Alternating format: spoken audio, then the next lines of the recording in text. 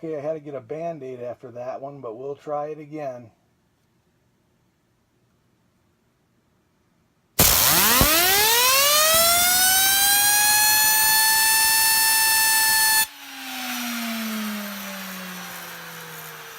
Okay, welcome to what's going to be a really short losers video. And even before I get started on the losers, and these are the losers from the last unpackaging, which is in the previous video, there's actually a couple of them that I decided not to review, but are actually not losers. I'm going to show you those first. That's this brass tri-spinner and its little cousin, a brass bispinner. Both, the reason I'm not going to test these any further is because they're basically the same thing that I had in the last testing video, which I can show you here.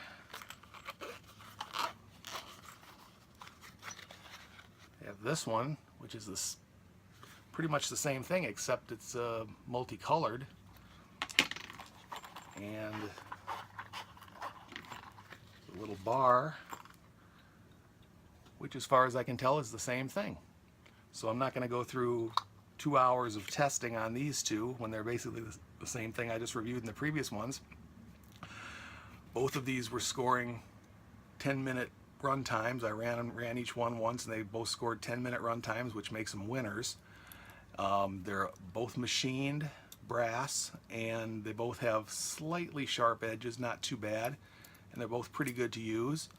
The bar costs $25.99 on Amazon, and it weighs 102 grams, which makes it pretty heavy, which gave it the long run times. The tri-spinner costs $28.99 on Amazon, and it weighs 121 grams, which is really heavy, but if you like a heavy spinner, these are perfectly fine.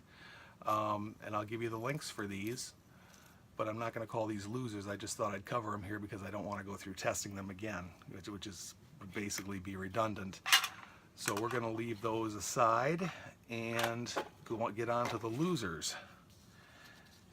And what happened here was I opened up a whole bunch of fidget spinners in the last video. I had opened up a total of 24 that I ended up considering, and I only have 4 of them that I outright rejected for further testing. The other, it was a really good batch of fidget spinners. Some of them got very long spin times, and some of them I included in testing for other reasons, like they were either very well known or they seemed to be built very well or were very attractive. So there's only 4 that I don't want to consider, and the first one is this one here. This is a light up tri-spinner. A couple of reasons I'm not including it. It only got a spin time of 2 minutes and 33 seconds. And it came broken. One of the lights is detached from the inside, and I wouldn't have any idea how to fix it, so it's already a piece of damaged merchandise when I got it. It's very light. It only weighs 35 grams, so it didn't get a very good run time. Costs $15.99 on Amazon, and I would stay away from that one. It's called the Fantastic Zone Fidget Spinner, and we'll just avoid that one. The next one is this little SCARAB beetle, which is a knockoff of a more famous one. It's not horrible. The worst thing about it is it makes a lot of noise. It's really, the parts don't fit together well, and it's clanking a lot. It only got a spin time of 2 minutes and 54 seconds, which wasn't very good, and it just feels horrible. It's just not a good design for a spinner, and it feels really cheap. So it costs $17.99 on eBay. It weighs 92 grams, which is pretty heavy. I would have thought it would have got a longer run time, but it's just not put together well. So we're just not going to worry about that one anymore. The next one is this thing, which I call the generator. I don't know what exactly it's supposed to be. It did get a pretty good spin time of 4 minutes and 22 seconds, but the problem with it is it's just really horrible to use. It doesn't feel good at all.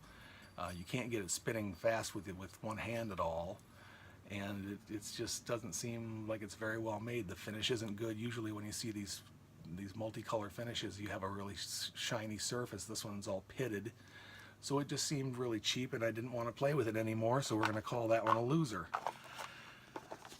And the last one is this guy who came in a standard fidget spinner case. The previous one, the generator, cost $10.99 on eBay, by the way. This one only cost $6.99, so you really can't go wrong with it. But it only got a spin time of 2 minutes and 4 seconds, and it doesn't feel all that great. It's really light. It only weighs 33 grams. So this is just your standard cheap metal one. But I didn't want to test that any further because it just didn't seem like it was worth it. So we had a whole bunch of good spinners in the last batch. I'm going to break them up into 3 or 4 more videos showing all the testing for all of those, and we'll get to that next. We'll keep this video short. See you later.